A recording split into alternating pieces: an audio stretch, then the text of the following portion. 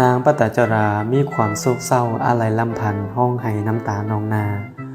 เขาไปหาพระผู้มีพระภาคแล้วกราบลงในที่นั้นแล้วกราบทูลเคราะห์กรรมของตนตามลำดับให้พระผู้มีพระภาคพระสัมมาสัมพุทธเจ้าของเราทั้งหลายก็ได้ตรัสธรรมเทศนาแก่นางปตจราว่าแม่น้ำในมหาสมุทรทั้งสีก็ยังน้อยกว่าน้ำตาของคนที่ถือความทุกข์ความโศกเศร้าความคร่ำครวญอาลัยลำพันธ์ปตจราเพราะเหตุใดหนอเจ้าจึงยังประมาทอยู่ปตจราเมื่อฟังตำรัสนี้แล้วจึงคลายความโศกเศร้าลงพระผู้มีพระภาคเมื่อฮู้ว่านางคลายความโศกเศร้าลงแล้วจึงได้ตรัสธรรมเทศนาต่อไปอีกว่าปตจราขึ้นสื่อว่าลูกอันเป็นสุดที่หักนั้นบ่อาจเป็นที่เพิ่งบ่อาจเป็นที่ต้านทานหรือเป็นที่ป้องกันแก่ผู้ที่ไปสู่ปรโลกเบื้องหน้าใดบุญเล่านั้นถึงจะมีก็เหมือนว่าบ่มีส่วนผู้หูทั้งหลายรักษาศีลให้บริสุทธิ์แล้วควรสำระทางไปสู่นิพพานของตนเท่านั้น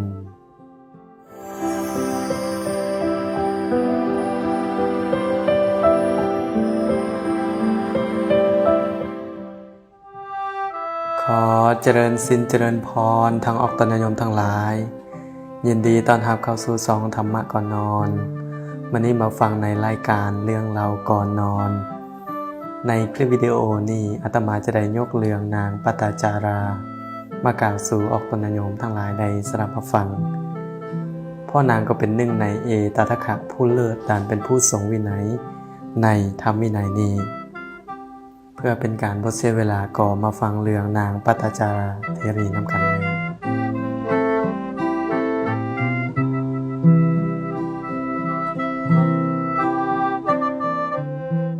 นางปตจาราเป็นธิดาของมหาเศรษฐีในเมืองสาวัตถีนางเป็นผู้มีรูปร่างและผิวพรรณงดงามหลายมารดาบิดาพากันถนอมเลี้ยงห่วงใยเอาอกเอาใจและก็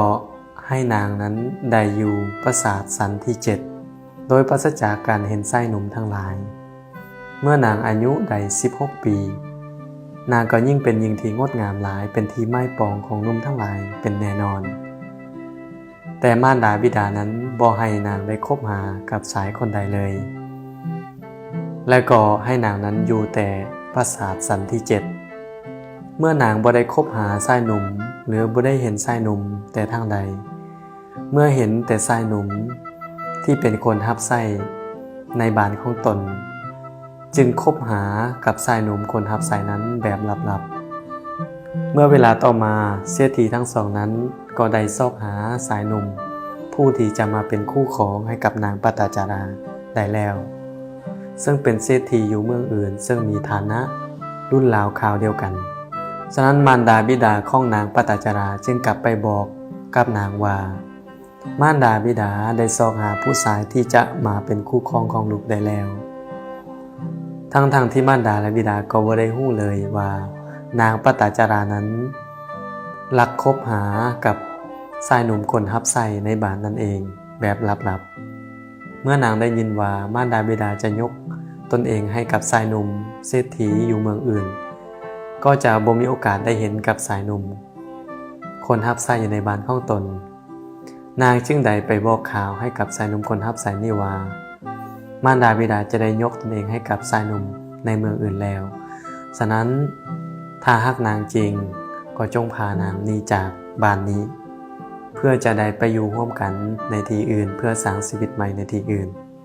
เมื่อทั้งสองได้ตกลงกันแบบนี้แล้วก็นัดกันในมื้ออื่นแต่เช้ามืดเมื่อถึงเวลาชายหนุ่มคนรับใช้นั้นก็ไปยืนรอทานางปตจาราอยู่ที่ประตูเมื่อนางปตจาราไปถึงแล้วก็พากันออกจากบ้านไปแต่เช้ามืดโดยที่บ่มีผู้ใดได้เห็นเลยนางปตจาราพร้อมด้วยชายหนุ่มผู้นี้ได้ออกไปในที่ห่างไกลไปอยู่ตามหมู่บ้านในที่ห่างไกลโดยที่บ่มีผู้ใดฮู้จักทานทั้งสอง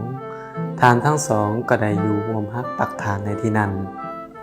เมื่อทานทั้งสองอยู่ด้วยกันแล้วก็ช่วยกันเฮ็ดไร่ไถนาพากันเก็บผักหักฝืนหาเลี้ยงกันไปตามอัตภาพ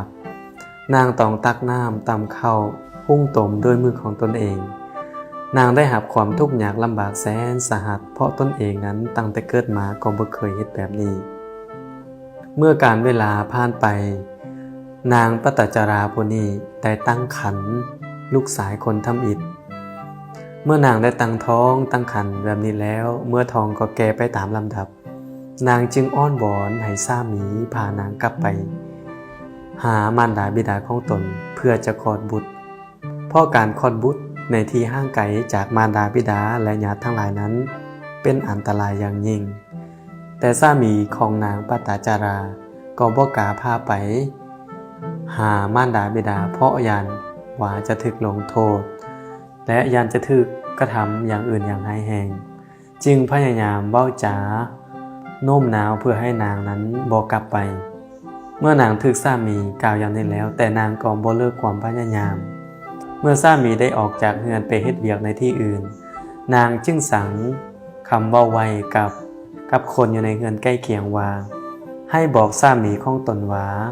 ตัวเองนั้นได้กลับไปหามารดาบิดาของตนที่เมืองสาวัตถีแล้วเพื่อจะไปคลอดบุตรนั้นเมื่อนางได้ส่งข่าวแบบนี้ป่าไว้แล้วก็ได้กลับเมืองโดยที่เป็นผู้ที่เอิ้นมาเป็นซึ่งเป็นหญิงผู้ท้องแก่กลับเมืองตามลำพังเมื่อสามีได้กลับมาหอดเรือนแล้วก็บ่เห็นนางปตจาราจึงถามหากับเรือนใกล้เคียงเขาก็เลยบอกข่าวตามที่นางนั้นได้บอกไว้สามีก็อดเป็นห่วงบ่ได้จึงฟ้าวนำนางไปก็ไปพอนางอยู่ที่กลางทางก็อ้อนวอนนางอีกครั้งแต่ก็บ่สำเร็จเมื่อบ่สำเร็จแล้วจึงจะพากันเดินทางไปแต่ในทันใดนั้นเองลมกัมมัสวาทคืออาการปวดท้องไกลจะคลอดก็เกิดขึ้นแก่นางจึงพากันเข้าไปในไตห่มไม้ที่แคมทางนางนอนกิ้งเกือกไปมาทุรนทุรายทรมานอย่างหนักหนาสาหัสในที่สุดก็คลอดบุตรออกมาด้วยความยากลำบากในกลางป่านั้นเมื่อคลอดบุตรโดยความปลอดภัยแล้วก็ปรึกษากันว่ากิจที่ต้องการจะไปคลอดบุตรที่เรือนของมารดาบิดานั้นก็สำเร็จแล้วก็จึงพากันเดินทางกลับไปที่เรือนของตนคือเก่านั่นเองเมื่อสองคนไปอยู่ร่วมกันในที่นั้นใช้ชีวิตเหมือนตามเคยแล้วในเวลาอีกบ่นานนางก็ได้ตั้งครรภ์ลูกคนที่สองเมื่อนางตั้งครรภ์ลูกคนที่สองเมื่อท้องของนางก็แก่ไปตามลำดับแล้วนางก็ได้อ้อนวอนสามีเหมือนตามเคยในครั้งก่อนแต่สามีก็ยังบ่คงยินยอมเหมือนดังเคยนางจึงอุ้มลูกคนทำอิฐและก็หนีออกจากเรือนไปแม้นสามีจะตามหาทันก็ซักส่วนนางให้กลับนางก็บ่ยอมกลับ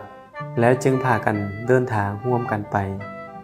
เพื่อจะไปหามารดาบิดาของนางอยู่ที่เมืองสาวัตถีในทันใดนั่นเองก็มีพายุฝนอย่างแรงตกลงมาอย่างหนักพร้อมกันนั้นนางก็ปวดท้องใกล้จะคลอดขึ้นมาอีกจึงพากันแวะลงทางแต่ในที่นั้นบ่มีต้นไม้เพื่อให้กำบังสามีจึงพยายามไปแสวงหาไปซอกหาซึ่งใบไม้กิ่งไม้ในที่อื่นเพื่อจะเป็นเฮ็ดที่กำบังให้แก่นางและลูกๆเมื่อนางเจ็บปวดท้องทุรนทุรายในก่อนนั้นสามีก็กำลังซอกหากิ่งไม้ใบไม้เพื่อจะไปเฮ็ดที่กำบังให้กับนางแต่บังเอิญเคราะห์ร้ายได้ถูกงูพิษกัดตายในกลางป่านั้นนางทั้งเจ็บท้องนอนเกือกกิ่งไปมาลูกน้อยก็ร้องไห้ในที่นั้นฝนก็ตกลงมาอย่างแรงบ่หยุดยั้งเลยสุดท้ายนางก็ได้คลอดบุตรออกมาในที่นั้นทั้งรอถาสามีของตนด้วยเพราะนางบ่ฮู้เลยว่าสามีของตนนั้นได้ตายจากไปแล้วเมื่อนางได้รอถาสามีทั้งคืนบ่เห็นสามีนั้นมาหาแล้วจึงคิดในใจว่า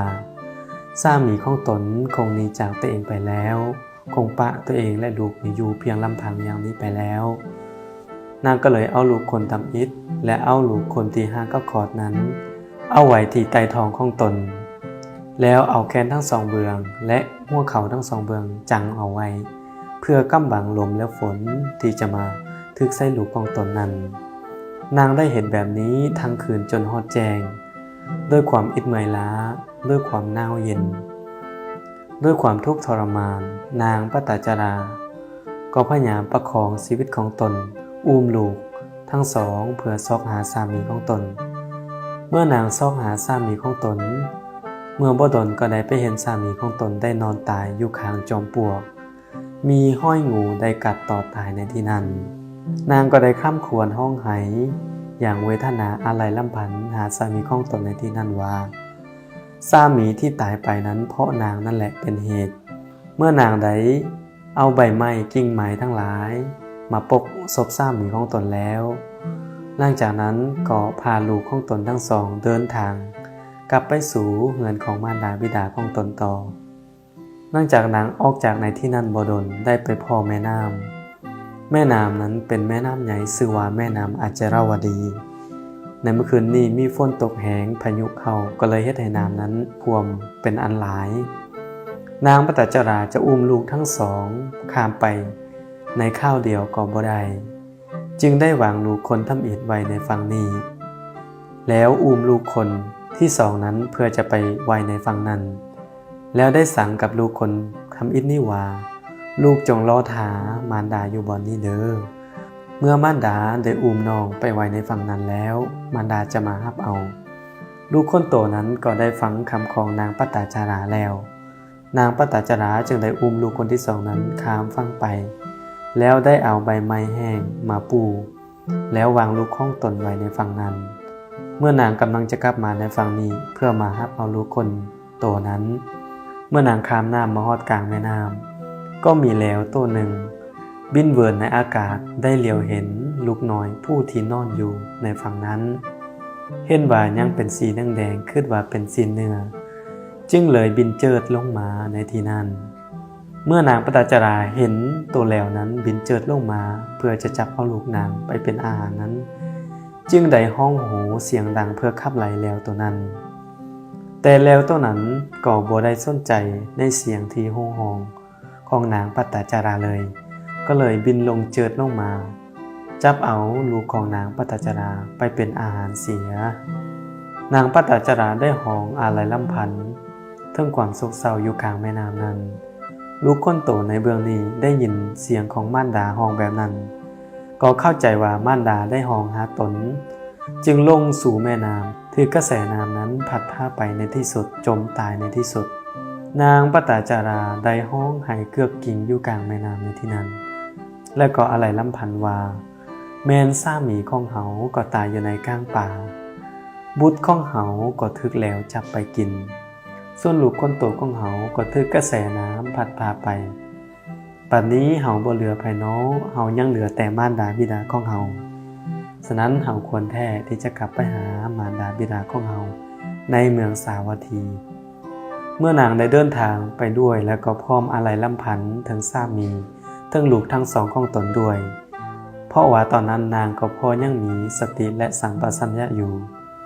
เมื่อนางเดินทางไปบ่นานก็ได้พบกับบุรุษคนหนึ่งที่เดินทางมาจากเมืองสาวัตถีนางก็เลยได้ถามกับบุรุษคนนั้นว่าชายหนุ่มเอ๋ยเจ้ามาจากไสบุรุษนั้นก็ตอบว่าเฮามาจากนครสาวัตถีนางได้ยินอย่างนั้นก็ดีใจแล้วก็ได้ถามต่อไปว่าเจ้าได้หูเศรษฐีคนที่มีชื่ออย่างนี้มีนามอย่างนี้มีโคดอย่างนี้อยู่หรือบ่เมื่อชายหนุ่มนั้นได้ยินนางปตจาราถามข่าวถึงเศรษฐีผู้นั้นอยู่ก็เห็นหน้าเศร้าอยู่แล้วได้กล่าวกับนางปตจาราว่าน้องหญิงเอ๋ยเจ้าอย่าได้ถามถึงเศรษฐีนี่เลยเพราะว่าเมื่อคืนนี้มีพายุอย่างแรงพัดเข้ามาได้เหตุให้ปราสาททั้ง7สันนั้นได้ถล่มลงมาทับครอบครัวเศรษฐีนั้นหมายถึงเศรษฐีเมียเศรษฐีและลูกชายของเศรษฐีนั้นได้ตายพร้อมกันในที่นั้นเจ้าจงเหลียวเบิ่งในนครสาวัตถีนั้นเถิดว่าเจ้าได้เห็นควันไฟที่เมืองสาวัตถีนั้นอยู่หรือบ่นางปตจาราก็ตอบว่าได้เห็นแล้วก็ควันไฟนั่นแหละเป็นควันไฟที่กำลังเผาศพของเศรษฐีภรรยาของเศรษฐีและลูกชายของเศรษฐีทั้ง3นั้นถูกเผาในตะกอนเดียวกันเมื่อนางปตจาราได้ยินชายหนุ่มกล่าวอย่างนั้นแล้วก็เกิดความอาลัยลำพันธ์หาถึงมารดาบิดาและสามีและลูกๆของตน สติและสัมปชัญญะของนางก็ขาดลงในที่นั้นทันทีเลย นางก็กลายเป็นยิ่งบาปไปเสียในทันทีในที่นั้นแม้แต่เครื่องนุ่งของนางที่ลุดลุยไปนางก็บ่ฮู้เมื่อกี้เพราะขาดสติและสัมปชัญญะไปแล้วนางจะไปสู่หมู่บ้านใดก็ถูกขับไล่ไส้ทรงด้วยก้อนหินแดด้วยท่อนไม้แดด้วยการหายทั้งใส่แดด้วยการโปรยขี้ฝุ่นใส่แดเพื่อขับไล่นางเพราะว่านางเป็นหญิงบาปไปเสียแล้วเมื่อนางปตจราเป็นยิ่งที่นาอาภัพอย่างนี้แล้วในทันใดนั่นเองพระผู้มีพระภาคได้ประทับอยู่วัดเศตวันมหาวิหารได้แสดงธรรมให้แก่พุทธบริษัททั้งหลายพระผู้มีพระภาคก็ได้เล็งพยานว่าเมื่อนี้ไผโน้จะบรรลุธรรมเมื่อได้ฟังธรรมนี้ในขณะนั้นนางปตจราก็ขึ้นโสธิพยานของพระผู้มีพระภาค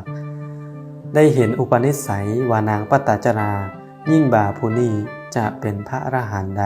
ในศาสตร์นี้พระผู้มีพระภาคจึงได้บันดาลด้วยฤทธิอนุภาพของพระผู้มีพระภาคเพื่อให้นางนั้น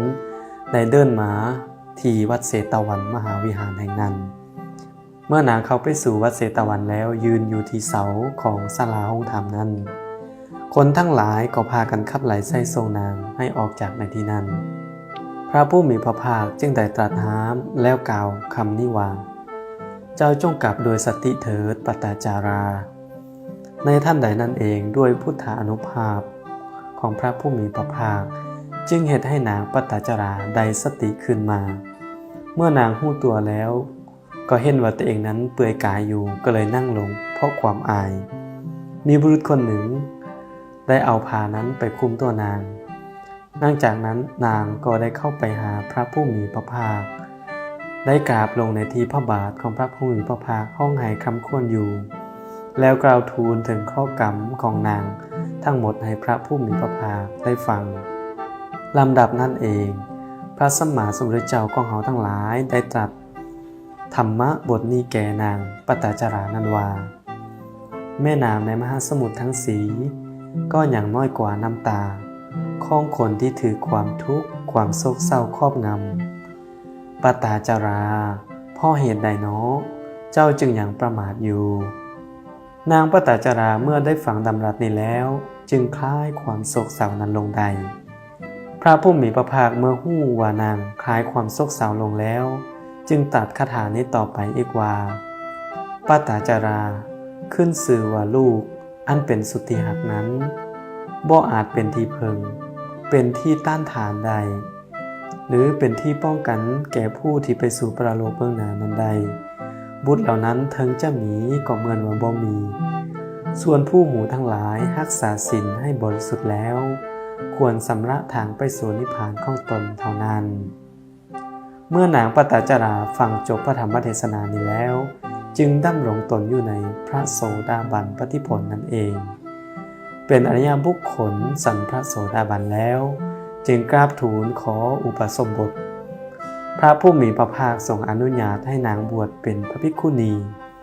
เมื่อนางบวชเป็นพระภิกขุณีบ่นานนางก็บรรลุเป็นพระอรหันต์ในที่สุดเมื่อนางได้บรรลุเป็นพระอรหันต์แล้วนางจึงฮู้สิ่งที่ตัวเองนางจึงเข้าใจถึงวิบากกรรมตัวเองนั้นได้ประสบพบพอในที่สุดนางก็เป็นผู้ที่มีความรอบรู้ในเรื่องพระวินัยในพุทธศาสนาเป็นอย่างดีฉะนั้นพระผู้มีพระภาคจึงยกย่องไว้ในตำแหน่งเอตทัคคะผู้เลิศกว่าภิกขุณีทั้งหลายผู้ทรงวินัยนางปตจาราก็ได้เผยแผ่พุทธศาสนานี้จนตลอดชีวิตของตนฉะนั้นนี่ก็เป็นเรื่องของนางปตจาราฉะนั้นเมื่อเราได้ยินได้ฟังอย่างนี้แล้วก็ลองเอาไปไข้ควรไปพิจารณาว่าสิ่งที่เรานั้นประสบพบพอในชีวิตเรื่องความทุกข์ความสุขนั้นนางปตจาราก็เป็นผู้ที่ได้ประสบอย่างนี้หลายกว่าเราหลายเท่าฉะนั้นเราทั้งหลายผู้ที่รู้สึกความท้อแท้ในชีวิตของตนควรแท้ที่จะฟังเรื่องนางปตจาราเป็นอุทาหรณ์เป็นบทเรียนเพื่อเอาไปปรับใช้ในชีวิตของตนเพื่อดำรงตนอยู่ในธรรมะของพระศาสดานั่นเองขอเจริญพร